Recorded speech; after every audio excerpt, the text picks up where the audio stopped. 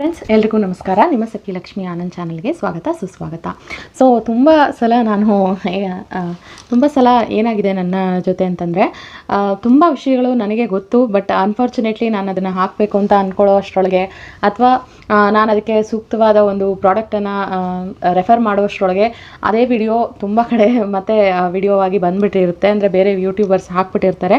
So ಎಷ್ಟೋ ಸಲ ಹಾಗಾಗಿ ನಾನು ಅಂಥ ಪ್ರಾಡಕ್ಟನ್ನು ಬಿಟ್ಬಿಡ್ತೀನಿ. ಓಕೆ, ಬೇರೆಯವ್ರು ಹೇಳಿದ್ದಾರೆ ಅಂತಂದರೆ ಅದನ್ನು ನಾವು ಹೇಳೋದು ಬೇಡ, ಯಾಕೆಂದರೆ ಪದೇ ಪದೇ ಅದನ್ನೇ ಹೇಳ್ತಾ ಇದ್ದರೆ ಮೇ ಬಿ ಕಾಪಿ ಮಾಡ್ತಿದ್ದಾರೆ ಅಂತ ಅನ್ಕೊತಾರೇನೋ ಅನ್ನೋ ಒಂದು ಇದಕ್ಕೋಸ್ಕರ ನಾನು ಬಿಟ್ಬಿಡ್ತೀನಿ. ಸೊ ಅಂತಹ ಒಂದು ಮಿಸ್ಟೇಕನ್ನು ಈ ಬಾರಿ ಮಾಡಬಾರ್ದು, ನನಗೆ ಗೊತ್ತಿರೋದನ್ನು ಅಟ್ಲೀಸ್ಟ್ ಹೇಳೋಣ ಅಂತ ಹೇಳಿ ಈ ಒಂದು ಪ್ರಾಡಕ್ಟನ್ನು ತಂದಿದ್ದೀನಿ.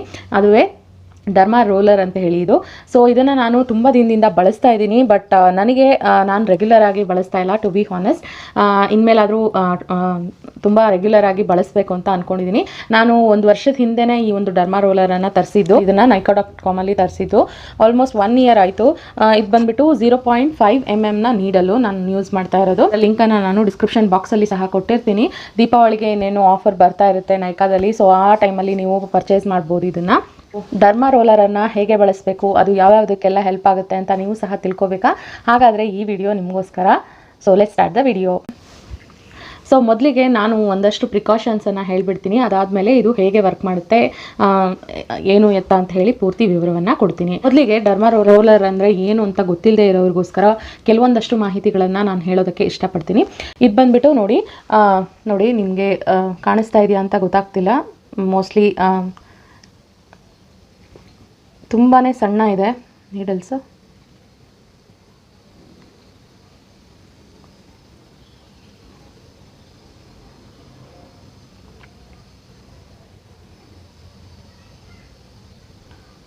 ಸೊ ಇದು ಡರ್ಮಾ ರೋಲರ್ ಅಂತ ಹೇಳಿ, ಇದರಲ್ಲಿ ತುಂಬಾ ಚಿಕ್ಕದಾದಂತಹ ಸೂಜಿಗಳನ್ನು ಇಟ್ಟಿರ್ತಾರೆ.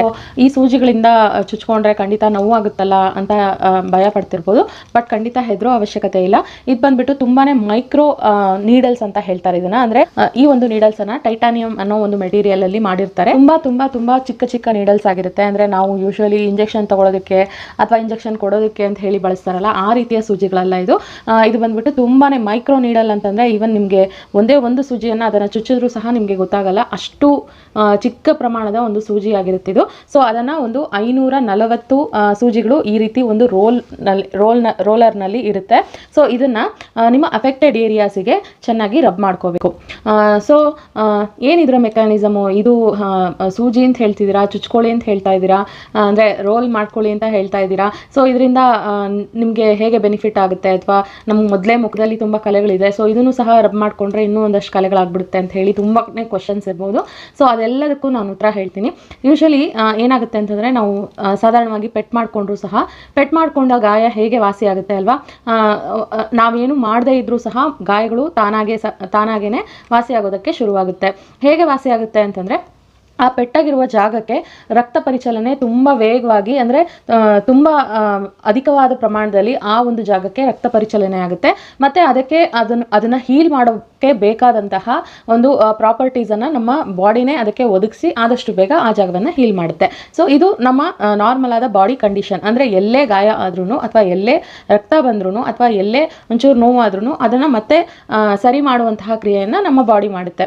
ಸೊ ಈ ಒಂದು ಮೆಕ್ಯಾನಿಸಮ್ನ ನಮ್ಮ ಬಾಡಿ ಅಥವಾ ನಮ್ಮ ಮುಖ ಏನಿದೆ ಅಥವಾ ನಮ್ಮ ಕೂದಲೇನಿದೆ ಇದನ್ನು ಸಹ ಸರಿಪಡಿಸ್ಕೊಳ್ಳೋದಕ್ಕೆ ಅಂತ ಹೇಳಿ ಉಪಯೋಗಿಸುವಂತಹ ಒಂದು ಟ್ರಿಕ್ ಅಂತ ಹೇಳ್ಬೋದು ಇದನ್ನು. ಸೊ ಹೇಗೆ ಅಂತಂದರೆ, ನಮ್ಮ ಮುಖದಲ್ಲಿ ತುಂಬ ಪಿಂಪಲ್ಸ್ ಬರುತ್ತೆ. ಪಿಂಪಲ್ಸ್ ಅಂತೂ ಅಟ್ಲೀಸ್ಟ್ ಹೋಗ್ಬಿಡುತ್ತೆ, ಬಟ್ ಪಿಂಪಲ್ಸ್ ಆದಮೇಲೆ ಉಳಿಯುವಂತಹ ಕಲೆಗಳೇನಿದೆ ಆ ಕಲೆಗಳು ಉಳಿದಿದ್ದನ್ನು ನಾವು ಹೋಗಿಸ್ಕೊಳ್ಳೋದು ತುಂಬ ಕಷ್ಟ ಆಗ್ತಿರುತ್ತೆ. ಆ್ಯಂಡ್ ತುಂಬ ಜನ ಹೇಳ್ತಿರ್ತಾರೆ, ಮೇಡಮ್ ಓಪನ್ ಪೋರ್ಸ್ ಇದೆ, ನಮಗೆ ಆಗ್ತಾನೆ ಇಲ್ಲ, ತುಂಬ ಅಸಹ್ಯವಾಗಿ ಕಾಣಿಸ್ತಾ ಇದೆ ಅಂತ ಹೇಳಿ. ಸೊ ಅಂಥವ್ರಿಗೆ ಸಹ ಇದು ತುಂಬಾ ಯೂಸ್ಫುಲ್ ಅಂತ ಹೇಳ್ಬೋದು. ಯಾವ್ಯಾವುದಕ್ಕೆ ಇದು ತುಂಬ ಯೂಸ್ಫುಲ್ ಅಂತ ನಾನು ಮೊದಲಿಗೆ ಹೇಳ್ತೀನಿ. ಆ್ಯಕ್ಚುಲಿ ಇದನ್ನು ಆಕ್ನೆ ಸ್ಕಾರ್ಸ್, ಅಂದರೆ ಪಿಂಪಲ್ಸ್ ಹೋದ್ಮೇಲೆ ಇರುವಂತಹ ಸ್ಕಾರ್ಸ್, ಅಂದರೆ ಗೆಡ್ಡೆಗಳಾಗಿರ್ಬೋದು ಅಥವಾ ಒಳಗಡೆ ತೂತು ಬಿದ್ದ ಹಾಗೆ ಆಗಿರ್ಬೋದು, ಸ್ಕಿನ್ನಲ್ಲಿ ಇರುವಂತಹ ಮಾರ್ಕ್ಸ್, ಬೇರೆ ಮಾರ್ಕ್ಸ್ ಆಗಿರ್ಬೋದು, ಸಣ್ಣ ಟ್ಯಾನ್ ಆಗಿರ್ಬೋದು, ರಿಂಕಲ್ಸ್ ಆಗಿರ್ಬೋದು, ಆಂಟಿ ಏಜಿಂಗ್ ಆಗಿ ಇದು ಕೆಲಸ ಮಾಡುತ್ತೆ. ಸೊ ರಿಂಕಲ್ಸ್ ಅನ್ನ ಸಹ ಇದು ಹೋಗಿಸುತ್ತೆ. ಹೈಪರ್ ಪಿಗ್ಮೆಂಟೇಷನ್ ಅಂತ ಹೇಳ್ತಾರೆ, ಅಂದ್ರೆ ಬಂಗ್ ಬಂದಿರುತ್ತೆ ಕೆಲವರಿಗೆ. ಸೊ ಅಂತವರು ಸಹ ಇದನ್ನ ಯೂಸ್ ಮಾಡಬಹುದು, ಅದನ್ನ ಸಹ ಇದು ಸರಿಪಡಿಸುತ್ತೆ. ಅಲ್ಲದೆ ಬೇರೆ ಎಲ್ಲೇ ಆಗಿರ್ಬೋದು ನಿಮ್ಮ ಬಾಡಿನಲ್ಲಿ ಸ್ಟ್ರೆಚ್ ಮಾರ್ಕ್ಸ್ ಅಂತ ಏನ್ ಹೇಳ್ತಾರೆ, ಹೆಣ್ಮಕ್ಳಿಗೆ ಕಾಮನ್ ಆಗಿರುತ್ತೆ. ಸೊ ಅಂತಹ ಸ್ಟ್ರೆಚ್ ಮಾರ್ಕ್ಸ್ ಅನ್ನ ನೀವು ಸರಿಪಡಿಸ್ಕೊಳ್ಳೋದಕ್ಕೆ ಸಹ ಈ ಒಂದು ಡರ್ಮಾ ರೋಲರ್ ಅನ್ನ ಬಳಸಬಹುದು. ಈ ಒಂದು ಡರ್ಮಾ ರೋಲರ್ ಅನ್ನ ನೀವು ಮುಖ ಅಥವಾ ಕೂದಲಿಗಷ್ಟೇ ಅಲ್ಲದೆ ನಿಮ್ಮ ಬಾಡಿಯ ಯಾವ ಭಾಗಕ್ಕೆ ಬೇಕಿದ್ರೂ ಇದನ್ನ ಯೂಸ್ ಮಾಡಬಹುದು. ಸೊ ಇದಿಷ್ಟಾಗಿತ್ತು ಇದು ಯಾವ್ಯಾವುದಕ್ಕೆ ಬಳಸ್ತಾರೆ ಮತ್ತು ಇದು ಯಾವುದರಿಂದ ಆಗಿರುತ್ತೆ, ಡರ್ಮಾ ರೋಲರ್ ಅಂದರೆ ಏನು ಅಂತ ಹೇಳಿ. ಸೊ ಇವಾಗ ಇದನ್ನು ಹೇಗೆ ಬಳಸಬೇಕು ಅನ್ನೋದನ್ನು ಸಹ ನಾನು ಹೇಳ್ಕೊಡ್ತೀನಿ. ಸೊ ಇದನ್ನು ಬಳಸುವಾಗ ತುಂಬಾ ಕೇರ್ಫುಲ್ ಆಗಿ ನೀವು ಇದನ್ನು ಬಳಸಬೇಕಾಗುತ್ತೆ. ಯದ್ವಾ ತದ್ವಾ ಬಳಸಿದ್ರೆ ಖಂಡಿತ ಏನು ಹೇಳ್ತಾರೆ, ನಿಮ್ಮ ಒಂದು ಪರಿಸ್ಥಿತಿ ಇನ್ನೂ ಬಿಗಡಾಯಿಸೋ ಚಾನ್ಸಸ್ಸು ಸಹ ಇರುತ್ತೆ. ಸೊ ಹಾಗಾಗಿ ಎಚ್ಚರಿಕೆಯಿಂದ ಆದಷ್ಟು ಕಾನ್ಷಿಯಸ್ ಆಗಿ ನಿಧಾನವಾಗಿ ಬಳಸೋದಕ್ಕೆ ಟ್ರೈ ಮಾಡಿ. ತುಂಬ ಹರಿಬರಿನಲ್ಲಿ ತುಂಬ ಫ್ರೀಕ್ವೆಂಟ್ ಆಗಿ ಮಾಡ್ತೀನಿ ಅಂತ ದಯವಿಟ್ಟು ಹೋಗಬೇಡಿ. ಯಾಕೆಂತಂದ್ರೆ ಇದನ್ನ 15 ದಿವಸಗಳಲ್ಲಿ ಒಂದು ದಿನ, ಅಂದ್ರೆ ತಿಂಗಳಲ್ಲಿ ಕೇವಲ 2 ದಿನ ಮಾಡಿದ್ರೆ ಸಾಕಾಗುತ್ತೆ. But at the same time ಇದು ತುಂಬಾನೇ ಟೈಮ್ ಕನ್ಸ್ಯೂಮಿಂಗ್ ಪ್ರೋಸೆಸ್. ನಿಮಗೆ ಇಲ್ಲ ಹರಿಬರಿನಲ್ಲಿ ನಮಗೆ ಇನ್ಸ್ಟೆಂಟ್ ಆಗಿ ಇದರಲ್ಲಿ ಹೋಗ್ಬಿಡ್ಬೇಕು ಅಂತ ಕೇಳಿದ್ರೆ ಖಂಡಿತ ಹೋಗಲ್ಲ. ನಿಮಗೆ ಪೇಷನ್ಸ್ ಇಲ್ಲ ಅಷ್ಟೊಂದು ಕಾಯೋದಕ್ಕೆ ಅಂತಂದ್ರೆ ಬೆಟರ್ ನೀವು ಇದನ್ನ ಟ್ರೈ ಮಾಡದೇ ಇದ್ರೇನೆ ಒಳ್ಳೇದು. ಯಾಕೆಂತಂದ್ರೆ ಇದು ಇನ್ಸ್ಟೆಂಟ್ ಆಗಿ ಯಾವ ರಿಸಲ್ಟ್ ಅನ್ನು ನಿಮಗೆ ಕೊಡಲ್ಲ. ಅಟ್ಲೀಸ್ಟ್ ನಿಮ್ಮ ಒಂದು ಸ್ಕಿನ್ ಅಲ್ಲಿ ಒಂದು ಚೇಂಜ್ ಕಾಣೋದಕ್ಕೆ ಒಂದು 2-3 ತಿಂಗಳಾಗುತ್ತೆ. ಒಂದು ಸ್ವಲ್ಪ ಚೇಂಜ್ ಕಾಣಿಸ್ತಾ ಇದೆ ಅಂತಂದ್ರೇನೆ ಪೂರ್ತಿಯಾಗಿ ನಿಮ್ಮ ಒಂದು ಮುಖ ಅಂದರೆ ಕಲೆ ಆಗಿರ್ಬೋದು ಅಥವಾ ತೂತ್ ಆಗಿರ್ಬೋದು ಅಥವಾ ಓಪನ್ ಪೋರ್ಸ್ ಆಗಿರ್ಬೋದು ಅಥವಾ ಬಂಗ್ ಆಗಿರ್ಬೋದು, ಅದೆಲ್ಲವೂ ಸಹ ಪೂರ್ತಿ ಪ್ರಮಾಣದಲ್ಲಿ ಹೋಗಬೇಕು ಅಂತಂದರೆ ಇದನ್ನು ನೀವು ನಿಯಮಿತವಾಗಿ 15 ದಿವಸಕ್ಕೊಂದ್ಸಲ ಅನ್ನೋ ಥರ ಅಟ್ಲೀಸ್ಟ್ ಒಂದು 6ರಿಂದ 8 ತಿಂಗಳ ಕಾಲ ಬಳಸಲೇಬೇಕು. ಹಾಗಿದ್ದಾಗ ಮಾತ್ರ ಹೋಗುತ್ತೆ. ಸೊ ಹಾಗಾಗಿ ನಿಮಗೆ ಪೇಷನ್ಸ್ ಕಮ್ಮಿ, ನಮ್ಗೆ ಇಷ್ಟ ಆಗಲ್ಲ ಅಂತ ಅಂದ್ಕೊಳ್ಳೋರು ಖಂಡಿತ ಇದನ್ನು ಟ್ರೈ ಮಾಡಬೇಡಿ. ಬಟ್ ಹಾಗಂತ ಅಂದ್ಕೊಳ್ಳೋಕೆ ಹೋದರೆ ಅಯ್ಯೋ ಅಷ್ಟು ದಿನ ಬೇಕಾ, 8 ತಿಂಗಳ ತನಕ ನಾವು ಕಾಯಬೇಕಾ ಅಂತಲೂ ಸಹ ಅಂದ್ಕೋಬೇಡಿ. ಯಾಕೆಂತಂದರೆ ನೀವು ಆ ರೀತಿ ಅಂದ್ಕೊಂಡ್ರೆ ಇದರಲ್ಲಿ ಸಿಗುವಂತಹ ರಿಸಲ್ಟ್ ಏನಿದೆ ಅದು ಅಮೇಜಿಂಗ್ ಆಗಿರುತ್ತೆ. 100% ನಿಮ್ಮ ಮುಖದ ಪ್ರಾಬ್ಲಮ್ ಏನಿದೆ ಅದು 100% ಇದರಲ್ಲಿ ಕ್ಯೂರ್ ಆಗುತ್ತೆ ಅಂತಾನೆ ಹೇಳ್ಬೋದು. ಸೊ ಹಾಗಾಗಿ ಸ್ಟಾರ್ಟಿಂಗ್ ಅಲ್ಲೇನೆ ಓಕೆ ಅಷ್ಟು ದಿನ ಟ್ರೈ ಮಾಡಬೇಕಾ ಅಂತ ಅನ್ಕೊಂಡು ಸ್ಟಾರ್ಟ್ ಮಾಡಬೇಡಿ.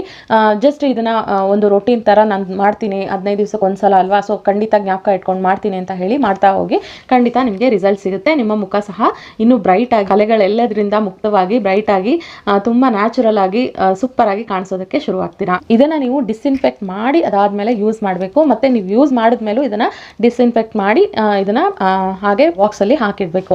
ಸೊ ಡಿಸ್ಇನ್ಫೆಕ್ಟೆಂಟ್ ಮಾಡೋದು ಅಂತಂದ್ರೆ ಏನು, ಇದನ್ನ ಹೇಗೆ ಡಿಸ್ಇನ್ಫೆಕ್ಟ್ ಮಾಡೋದು ಅಂತ ಕೇಳಿದ್ರೆ ರಬ್ಬಿಂಗ್ ಆಲ್ಕೋಹಾಲ್ ಅಂತ ಹೇಳಿ ಸಿಗುತ್ತೆ. ಅನ್ಫಾರ್ಚುನೇಟ್ಲಿ ನಾನು ತಗೊಂಬಂದಿದ್ದು ಖಾಲಿ ಆಗಿದೆ. ಸೊ ಹಾಗಾಗಿ ನನಗೆ ತೋರಿಸೋದಕ್ಕೆ ಆಗ್ತಾ ಇಲ್ಲ. ನಾನು ಅದರ ಲಿಂಕ್ ಅನ್ನು ಸಹ ನಾನು ಡಿಸ್ಕ್ರಿಪ್ಷನ್ ಬಾಕ್ಸ್ ಅಲ್ಲಿ ಕೊಟ್ಟಿರ್ತೀನಿ, ಅಲ್ಲಿ ಹೋಗಿ ನೀವು ತಗೋಬಹುದು. ಸೊ ರಬ್ಬಿಂಗ್ ಆಲ್ಕೋಹಾಲ್ ಅಂತ ಸಿಗುತ್ತೆ. ಅದನ್ನ ಒಂದು ಬೌಲಿಗೆ ಹಾಕಿ ಅದರೊಳಗೆ ಇದನ್ನ ಮುಳುಗಿಸಿಟ್ಟು 10 ನಿಮಿಷ ಇದನ್ನ ಮುಳುಗಿಸಿಟ್ರೆ ಸಾಕು. 10 ನಿಮಿಷ ಮುಳುಗಿಸಿಟ್ಟ ಮೇಲೆ ಅದನ್ನ ಹಾಗೆ ಮಾಮೂಲಿ ಹೊರಗಡೆ ಇಟ್ಟರೆ ಅದು ಏರ್ ಡ್ರೈ ಆಗುತ್ತೆ, ಅಂದರೆ ಹಾಗೆ ಡ್ರೈ ಆಗುತ್ತೆ ಅದು. ಅದಾದಮೇಲೆ ಇದನ್ನು ಮತ್ತೆ ನೀವು ಯೂಸ್ ಮಾಡೋದಕ್ಕೆ ಸ್ಟಾರ್ಟ್ ಮಾಡ್ಬೋದು. ಮತ್ತು ನೀವು ಮಾಡಿ ಆದಮೇಲೆ ಸಹ ಅದೇ ರೀತಿ 10 ನಿಮಿಷ ಅದರೊಳಗೆ ಮುಳುಗಿಸಿಟ್ಟು ಅದಾದಮೇಲೆ ನೀವು ಏರ್ ಡ್ರೈ ಮಾಡಿ ಮತ್ತೆ ಬಾಕ್ಸ್ಗೆ ಹಾಕಿಟ್ರೆ ಆಯಿತು. ಇದನ್ನು ಯೂಸ್ ಮಾಡೋದಕ್ಕಿಂತ ಮುಂಚೆ ಕೆಲವೊಂದಷ್ಟು ಪ್ರಿಕಾಷನ್ಸನ್ನು ಸಹ ಕೊಟ್ಬಿಡ್ತೀನಿ. ಅದೇನಪ್ಪ ಅಂತಂದರೆ ನಿಮ್ಮ ಮುಖವನ್ನು ಕ್ಲೀನಾಗಿ ತೊಳೆದಿರಬೇಕು. ಯಾವುದೇ ಮಾಯ್ಶ್ಚರೈಸರ್ ಆಗಲಿ, ಜೆಲ್ ಆಗಲಿ, ಸೆರಮ್ ಆಗಲಿ ಅಥವಾ ಬೇರೆ ಮೇಕಪ್ ಪ್ರಾಡಕ್ಟ್ಸ್ ಆಗಲಿ ಯಾವುದು ಸಹ ನಿಮ್ಮ ಮುಖದ ಮೇಲೆ ಇರಬಾರ್ದು. ಪ್ರಿಫರಬಲಿ ಇದನ್ನು ರಾತ್ರಿ ಹೊತ್ತು ಮಾಡಿದ್ರೆ ಒಳ್ಳೆಯದು. ಯಾಕೆಂತಂದರೆ ಇದನ್ನು ಮಾಡಿದ ತಕ್ಷಣ ನೀವು ಸಣ್ಣ ಲೈಟಿಗೆ ಹೋದರೆ ಇದು ನಿಮ್ಮ ಸ್ಕಿನ್ನನ್ನು ಡ್ಯಾಮೇಜ್ ಮಾಡೋ ಚಾನ್ಸಸ್ಸು ಸಹ ಇರುತ್ತೆ. ಬಟ್ ನೀವು ಅವಾಯ್ಡೇ ಮಾಡೋಕ್ಕಾಗ್ತಿಲ್ಲ, ನೀವು ಬೆಳಗ್ಗೆನೇ ಮಾಡ್ಕೊಳ್ಳೋಕ್ಕಾಗೋದು ಮತ್ತು ಹೊರಗಡೆ ಹೋಗಲೇಬೇಕು ಅನ್ನೋ ಪರಿಸ್ಥಿತಿನಲ್ಲಿ ಸನ್ ಸ್ಕ್ರೀನ್ ಲೋಷನನ್ನು ಸ್ವಲ್ಪ ಜಾಸ್ತಿ ಅನ್ನೋ ಥರನೇ ಹಚ್ಕೊಂಡು ಹೋದರೆ ಒಳ್ಳೆಯದು. ಆದಷ್ಟು ಸೂರ್ಯನ ಪ್ರಕಾಶಕ್ಕೆ ಹೋಗದೆ ಇರೋದೇ ಒಳ್ಳೆಯದು. ಸೊ ಹಾಗಾಗಿ ರಾತ್ರಿ ಹೊತ್ತು ಇದನ್ನು ಮಾಡೋದು ಸೇಫ್ ಅಂತ ಹೇಳ್ಬೋದು. ಇದನ್ನು ಮಾಡಿದ ಮೇಲೂ ಸಹ ನೀವು ವಿಟಮಿನ್ ಸಿ ಅಥವಾ ವಿಟಮಿನ್ ಇಯ ಒಂದು ಸೆರಮನ್ನು ಹಚ್ಬೋದು ಅಥವಾ ಅಲೋವೆರಾ ಜೆಲ್ಲನ್ನು ಹಚ್ಬೋದು. ಅದೆರಡನ್ನು ಬಿಟ್ಟರೆ ಇನ್ಯಾವುದೇ ರೀತಿಯ ಬೇರೆ ಯಾವುದೇ ರೀತಿಯ ಕ್ರೀಮ್ ಆಗಲಿ ಸೆರಮ್ ಆಗಲಿ ಅದು ಯಾವುದನ್ನು ಸಹ ಬಳಸೋದಕ್ಕೆ ಹೋಗಬೇಡಿ. ಇದನ್ನು ಸೂಪರ್ ಸೆನ್ಸಿಟಿವ್ ಸ್ಕಿನ್ ಅಂತ ಹೇಳ್ತಾರೆ. ಅಂದರೆ ಒಂದು ಚಿಕ್ಕ ಒಂದು ಇದಕ್ಕೆ ರಿಯಾಕ್ಷನ್ ಆಗಿಬಿಡುತ್ತೆ ಅಥವಾ ಒಂದು ಚಿಕ್ಕ ಬದಲಾವಣೆಗೆ ತುಂಬ ಇರಿಟೇಟ್ ಆಗುತ್ತೆ ಅನ್ನೋ ಸ್ಕಿನ್ ಅವರು ದಯವಿಟ್ಟು ಟ್ರೈ ಮಾಡೋದಕ್ಕೆ ಹೋಗಬೇಡಿ.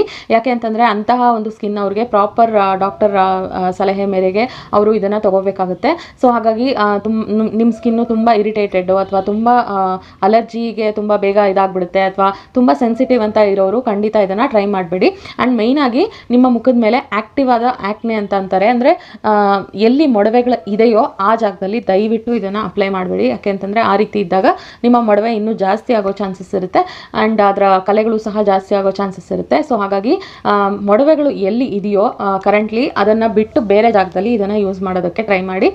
ಯಾವುದೇ ಕಾರಣಕ್ಕೂ ಮೊಡವೆಗಳ ಮೇಲೆ ಇದನ್ನು ಉಪಯೋಗಿಸಬೇಡಿ. ಆ್ಯಕ್ಚುಲಿ ಬೇರೆ ಬೇರೆ ಪ್ರಾಬ್ಲಮ್ಗೆ ಬೇರೆ ಬೇರೆ ಸೈಜಿನ ಒಂದು ನೀಡಲ್ಸನ್ನು ಯೂಸ್ ಮಾಡಬೇಕಾಗುತ್ತೆ. ಎಲ್ಲದಕ್ಕೂ ಒಂದೇ ಸೈಜನ್ನು ನೀವು ಅಪ್ಲೈ ಮಾಡೋದಕ್ಕೆ ಆಗಲ್ಲ. ಆ್ಯಕ್ಚುಲಿ ಇದರಲ್ಲೂ ಸಹ ನೀಡಲ್ಸ್ನ ಸೈಜು ವೇರಿ ಆಗುತ್ತೆ. ಸೊ ಯಾವ ಸೈಜ್ಗೆ ಯಾವುದು ಅಂತ ಹೇಳಿ ನಾನು ಇಲ್ಲಿ ಒಂದು ಚಾರ್ಟ್ ಹಾಕಿರ್ತೀನಿ, ಅದನ್ನು ಸಹ ನೋಡ್ಕೊಳ್ಳಿ.